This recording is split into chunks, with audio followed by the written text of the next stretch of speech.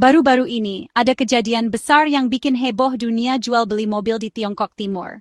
Kejadian ini melibatkan salah satu merek mobil listrik terbesar di dunia, BYD. Puluhan dealer BYD yang semuanya dipegang sama Shandong Qiancheng Holdings Co. Ltd. Tiba-tiba berhenti jualan atau tutup layanan. Penutupan ini terjadi tanpa peringatan sebelumnya, membuat banyak orang terkejut. Penutupan ini mulai sekitar April 2025 dan langsung berdampak ke setidaknya 20 lokasi dealer. Banyak dari dealer ini adalah dealer besar yang melayani ribuan pelanggan setiap bulannya. Penutupan mendadak ini bikin banyak orang khawatir di daerah sana, mulai dari pelanggan sampai karyawan. Banyak pelanggan yang sudah memesan mobil atau sedang menunggu layanan purna jual merasa sangat dirugikan. Salah satu yang kena dampak itu, dealer di Jinan namanya Jinan Qiancheng. Dealer ini adalah salah satu dealer terbesar dan paling terkenal di wilayah tersebut. Dulu, dealer ini terkenal sebagai toko utama BYD nomor 1 di Tiongkok Raya. Banyak orang datang dari berbagai daerah untuk membeli mobil di sini. Alasan kenapa dealer-dealer ini tutup masih jadi perdebatan. Ada yang bilang ini karena masalah keuangan, sementara yang lain menyebutkan ada masalah internal antara perusahaan. Kedua perusahaan punya penjelasan yang beda-beda soal masalah ini. Shandong Qiancheng Holdings Co. Ltd. Dan BYD saling menyalahkan satu sama lain. Lebih dari 1.000 pelanggan jadi bingung. Mereka tidak tahu harus menghubungi siapa untuk mendapatkan informasi lebih lanjut. Mereka nggak tahu gimana nasib pengiriman mobil, layanan purna jual, dan paket perawatan atau asuransi yang sudah dibayar di muka. Situasi ini membuat banyak orang merasa tidak aman dan tidak tahu harus berbuat apa. Shandong Qiancheng Holdings sudah ngomong ke publik soal masalah ini. Mereka kasih penjelasan kenapa banyak dealernya tutup. Dalam surat terbuka tanggal 11 April 2025, perusahaan ini cerita kalau mereka lagi kesulitan uang banget. Qiancheng Holdings bilang, masalah utamanya karena modal mereka macet. Perusahaan ini bilang kalau aturan baru dari BYD soal jaringan dealernya bikin keuangan mereka jadi berat. Selain masalah aturan BYD, Qiancheng Holdings juga bilang kalau kondisi pasar secara umum ikut bikin mereka bangkrut. Perusahaan ini berdiri tahun 2016 dan sudah jadi jaringan dealer BYD yang penting di Provinsi Shandong. Sebelum kena masalah keuangan ini, Qiancheng Holdings kabarnya punya omset tahunan yang lumayan besar, sekitar 3 miliar yuan. Menanggapi masalah ini, BYD Auto punya pandangan beda soal alasan kenapa dealer-dealer itu tutup. BYD bilang kalau aturan mereka buat para dealer nggak berubah dan stabil selama beberapa tahun ini. Menurut juru bicara BYD, penyebab utama Qiancheng Holdings bangkrut itu karena masalah di dalam cara kerja mereka sendiri. BYD secara khusus nunjuk soal apa yang mereka sebut pengembangan cepat yang membabi buta pakai uang pinjaman yang dilakukan Qiancheng. Penutupan tiba-tiba banyak dealer BYD yang dipegang Qiancheng Holdings ini punya dampak buruk yang langsung dirasain banyak konsumen. Banyak yang datang ke dealer tapi pintunya dikunci, ruang pamernya kosong, dan layanan pelanggan berhenti total. Pelanggan sekarang jadi susah dapat layanan purna jual rutin, padahal itu penting buat perawatan mobil biar awet. Status garansi mobil jadi kekhawatiran besar. Masalah yang paling bikin heboh itu soal layanan yang sudah dibayar di muka sama pelanggan, tapi belum mereka dapatkan. Karena masalah ini, para pemilik mobil BYD yang kena dampak mulai kumpul-kumpul.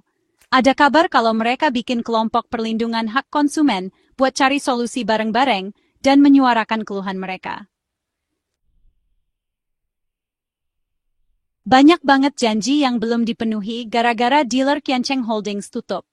Penutupan ini terjadi secara tiba-tiba, meninggalkan banyak pelanggan dalam ketidakpastian.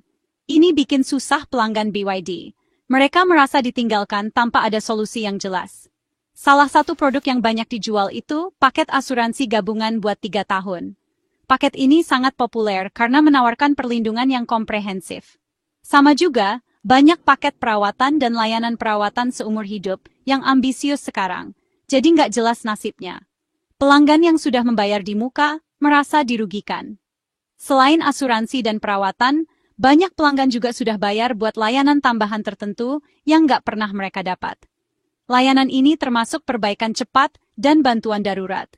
Gagalnya ngasih layanan yang sudah dibayar ini makin bikin orang nggak percaya, bukan cuma ke jaringan dealer itu aja, tapi bisa juga ke merek BYD secara umum. Kalau nggak ditangani hati-hati sama BYD, reputasi merek bisa rusak parah. Dampak dari bangkrutnya Qiancheng Holdings juga kena ke karyawannya. Banyak dari mereka yang kehilangan pekerjaan secara mendadak. Ini nambah lagi sisi kemanusiaan dari masalah ini. Karyawan yang terkena dampak harus mencari pekerjaan baru di tengah ketidakpastian ekonomi. Ada kabar menyedihkan kalau beberapa karyawan di dealer yang kena dampak belum terima gaji selama beberapa bulan. Ini menambah beban finansial mereka yang sudah berat. Setelah dealer-dealer tutup, BYD dan pihak lain mulai ambil langkah buat ngatasin situasi rumit ini dan ngurangin dampaknya buat pelanggan yang kena masalah. BYD bilang kalau mereka sudah kasih bantuan ke Qiancheng Holdings buat bantu ngurusin peralihan dan dampak masalah ini. Yang bikin semangat, ada kabar kalau beberapa jaringan dealer lain yang keuangannya sehat mulai tertarik sama lokasi-lokasi yang ditinggal Qiancheng Holdings. Operator baru ini kabarnya lagi berusaha ngatasin banyak masalah yang dihadapi pelanggan yang telantar gara-gara Qiancheng bangkrut. Laporan media punya peran penting buat bikin masalah ini diketahui banyak orang, dan kayaknya ikut nekan semua pihak buat cari solusi yang bisa jalan. Penutupan dealer BYD yang dipegang Qiancheng di Shandong ini bukan kejadian sendiri, kalau kita lihat pasar mobil Tiongkok secara keseluruhan. Pasar mobil Tiongkok, yang paling besar di dunia, sekarang ini persinggahannya ketat banget. Persaingan ketat ini nih bikin semua pemain di dalamnya jadi tertekan, mulai dari pabrik mobil dunia dan lokal, pemasok suku cadang, sampai ke jaringan dealer yang langsung ketemu sama konsumen. Dealer mobil biasa seringnya untungnya tipis dari jualan mobil baru. Mereka lebih ngandelin layanan purna jual, pembiayaan, dan produk asuransi buat dapat untung. Strategi penjualan dan pemasaran BYD di Tiongkok kebanyakan pakai jaringan dealer waralaba, mirip kayak model yang dipakai Qiancheng Holdings. Masalah yang dihadapi Qiancheng Holdings ini bisa jadi pelajaran buat grup dealer lain di seluruh Tiongkok. Salah satu tantangan terbesar dari penutupan dealer Qiancheng ini adalah kebutuhan mendesak buat bangun lagi kepercayaan konsumen. Buat BYD, mastiin pelanggannya di Shandong dapat dukungan dan layanan yang jadi hak mereka itu penting banget buat jaga citra mereknya.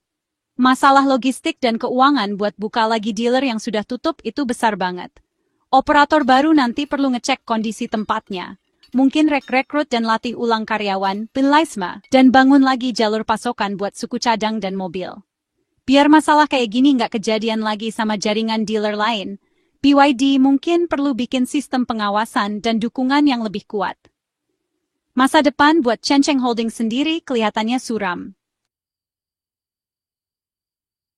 Penutupan tiba-tiba puluhan dealer BYD yang dipegang Qiancheng Holdings di Provinsi Shandong ini nunjukin ada masalah penting di sektor jual-beli mobil.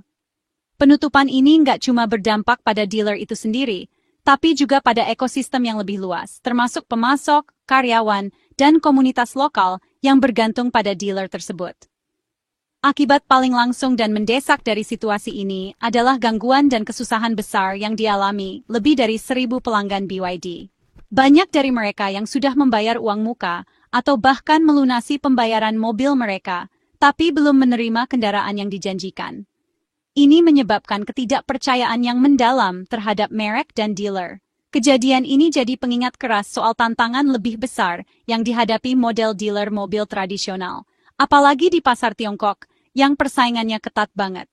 Dealer harus bisa beradaptasi dengan cepat terhadap perubahan pasar dan kebutuhan konsumen yang terus berkembang. Mereka juga harus lebih transparan dalam operasional mereka untuk menjaga kepercayaan pelanggan. Bangkrutnya Qiancheng Holdings nunjukin kalau jaringan dealer besar yang sudah mapan pun nggak kebal sama tekanan ini kalau mereka nggak punya dasar keuangan yang kuat, strategi yang bisa menyesuaikan diri, dan kerjasama yang erat sama pabrik mobilnya. Ini juga menunjukkan pentingnya manajemen risiko dan perencanaan keuangan yang matang dalam menghadapi ketidakpastian ekonomi. Pada akhirnya, masalah dealer di Shandong ini ngasih pelajaran berharga buat seluruh industri mobil. Industri ini harus lebih proaktif dalam mengidentifikasi dan mengatasi masalah sebelum mereka menjadi krisis besar. Ini termasuk meningkatkan komunikasi antara pabrik, dealer, dan konsumen.